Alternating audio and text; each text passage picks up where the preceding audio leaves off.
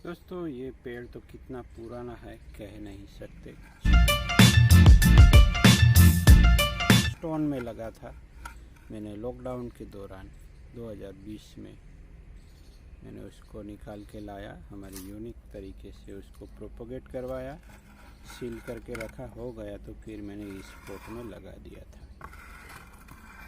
एक बार तो पूरा उखड़ के उड़ेल भी गया था, पर फिर से ये हो गया है। देखिए उसका बेस टेपर किया है, कितना बढ़िया है दोस्तों। ये ट्विन ट्रंक था, एक चली गई थी, बहुत ही बड़ा लॉस समझता हूँ मैं ये, पर ये जो टेपर है वो बहुत ही अमेजिंग है। धीरे धीरे हम जब भी रिपोर्टिंग करेंगे थोड़ा ऊपर उठाएंगे तो ये टेपर निखर के आएगा और नेबरी डेवलप करवानी है। तो यहाँ कुछ ब्रांचें ग्रो हुई है, अभी भी ये अब अच्छे से ग्रो कर रहा है। यहाँ एक नई ब्रांच आई है, तो ये सुरक्षित स्थान पे है तो उसको हम बनाए रखेंगे।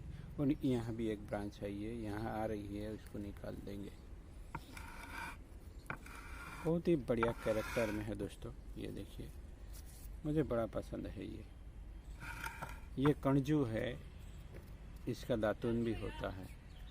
तो एक और ख़ास बात दोस्तों, वायरिंग के लिए हम वायरिंग कर रहे हैं इस तरह की, और यहाँ के सीरीज बदली है, उल्टी हो गई है।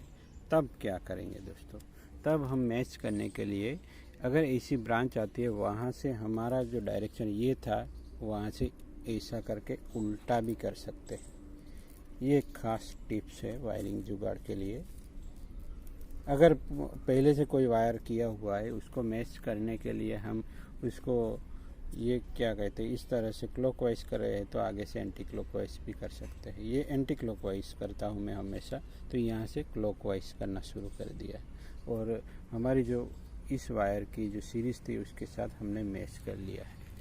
और लोअर ब्रांच में भी हमने अटैच करके उसको भी, हमें इसको ट्रिम नहीं करना है दोस्तों, याद रखिएगा। अब इस ब्रांच को बड़ा करने के लिए हमें इसको कभी ट्रिम नहीं करेंगे जब तक ये ऊपर की ब्रांचों से मोटा ना हो जाए। और यहाँ एक अनवांटेड ब्रांच भी ग्रो हुई है, उसको निकाल देना है। इस तरह की ब्रांचें कभी ग्रो नहीं करने देंगे हम, नहीं तो यहाँ पूरा रिवर्स टेपर बन जाता है। तो यहाँ हमने केवल उसको मूवमेंट देने के लिए वायरिंग किया है, उसको ट्रिम बिल्कुल नहीं करना है। तो यहाँ ब्रांचों की कमी है, इसलिए जो न्यू ब्रांच शुरू हो रही है उसको भी हम प्रमोट कर रहे हैं।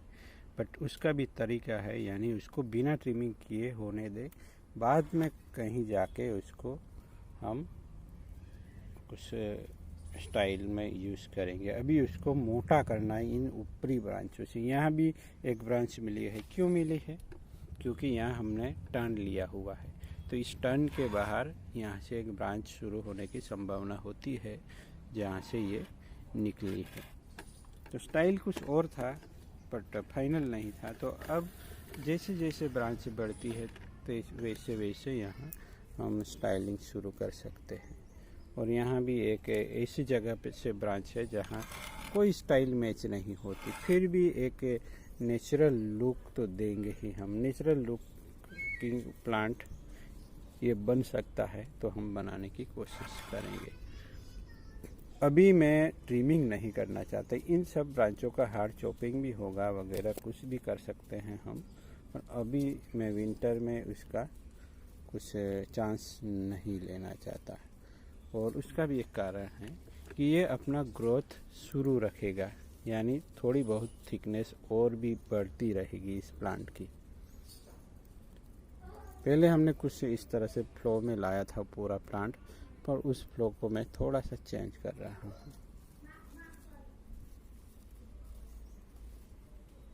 तो यहाँ फ्लैट टॉप टाइप ये कुछ अलग से कैनोपी यहाँ ऊपर भी डिजाइन कर सकते हैं। अभी केवल उसको प्लेस किया है।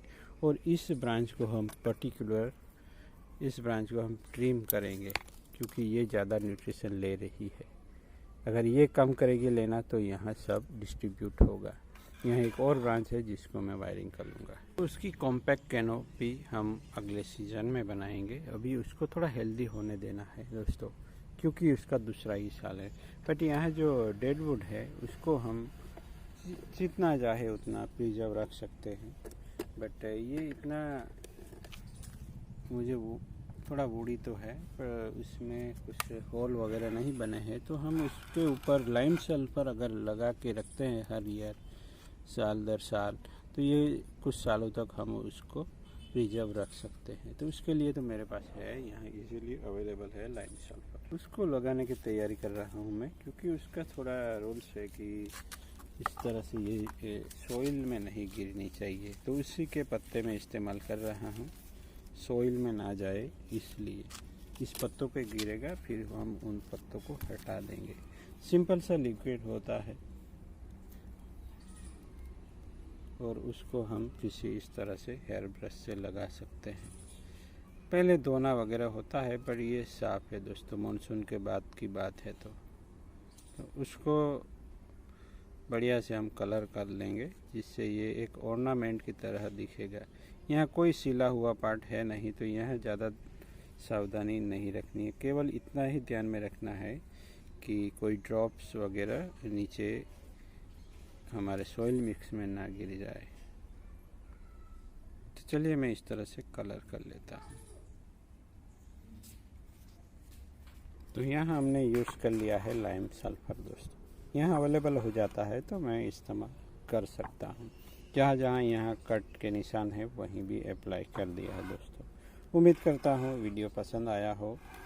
और अभी प्लांट को ज़्यादा केयर की ज़रूरत रहती है, मेरे ख्याल से पानी का ध्यान रखें। कभी कभी 2 दिन भी कभी कभी 2 बार भी देना पड़ सकता है गर्मी के हिसाब से। तो चलिए मिलते हैं किसी और नई टॉपिक के साथ। Thank you for watching. इसे बने रहे।